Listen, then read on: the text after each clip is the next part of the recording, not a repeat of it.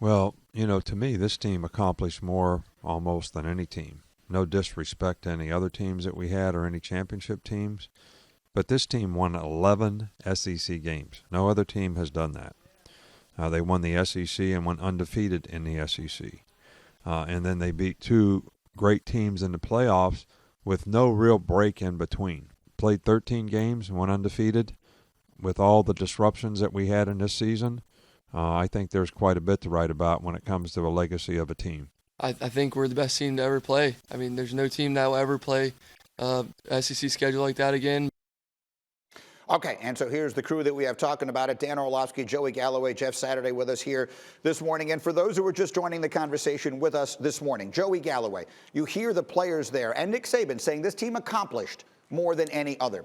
I can understand the thinking behind that, but just when you watch that offense, was this the best team Nick Saban has had at Alabama? I've been covering college football for, I think, like 8 years now, and I think we've had this conversation about Alabama like four times in those 8 years. It's like, that's right. We keep coming back to, is he the greatest? And then it's like, is he greater than he was great last time he was the greatest? And then we go back to, is this team better than the last time we had the best team ever? All I can say is this offense and what they were able to do, I think they won like 7 out of the 15 awards, receiver, running back, offensive line, the center, the quarterback. They were terrific. They're a really good football team. And we saw LSU's offense last year, and we thought, man, that's the greatest offense we've ever seen. And then here comes Alabama to duplicate what they did.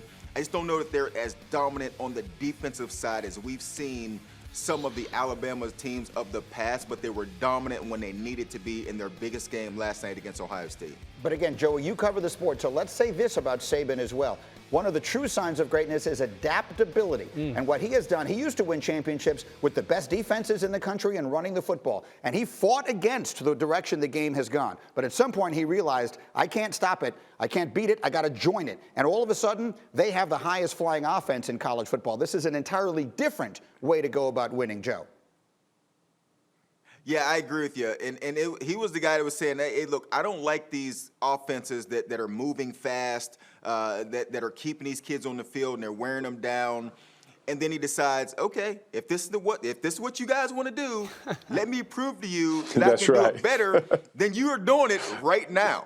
So it just shows you. And I have had a chance to be on the field for the Alabama spring game a number of times, and I've always said there is one thing I would do for this company for free. Well, there's two. I would beat Dan in golf. I would do that for free. Yeah, that's a lie. And then the other one is when I get a chance to stand next to Saban and listen to him coach.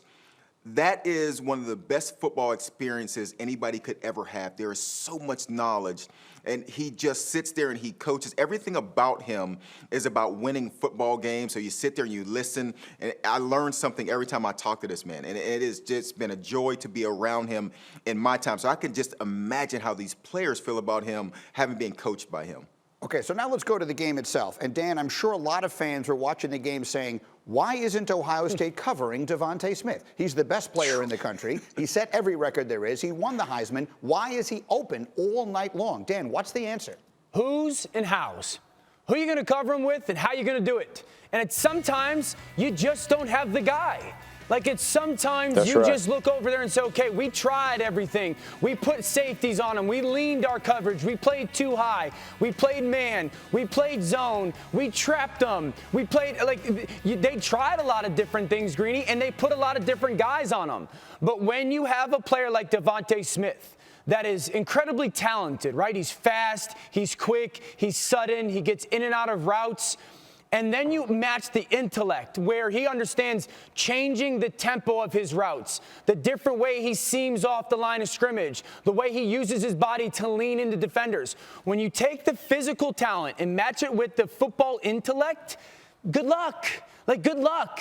You just can't cover him. So this was more about Devonta Smith being unguardable than it is let's crush Ohio State for not being able to do what so many of us were sitting there going, what are we doing? Now, they shouldn't have played so much man coverage. I'll give you that. Shouldn't have played so much man coverage in the red zone. But it was about 6 being so great. And meanwhile, Jeff Saturday, it was the second half that didn't have an enormous amount of drama. It was a domination by Alabama, but I know there was a moment that really struck you late in that game.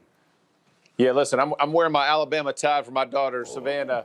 No, you're not supposed to show for her bias, going man. there next year. Hater. But listen, it's so much more than just the win. And that Landon Dickerson, at the end of the game, the center for the Crimson Tide, goes out and takes a snap after tearing his ACL to kneel. Look at the hugs, man. Yeah. Like, this is authentic.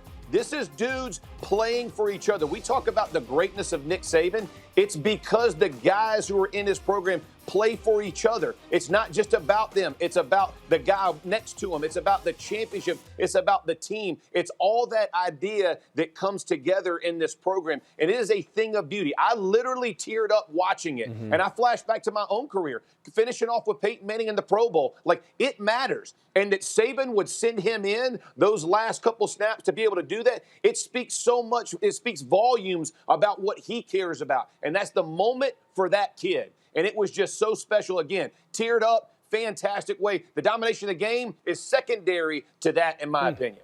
Yeah, I mean, you saw that video there. Nick Saban getting picked up when it was over. That was the player you're talking about. Landon Dickerson basically picked him up and carried him across the field.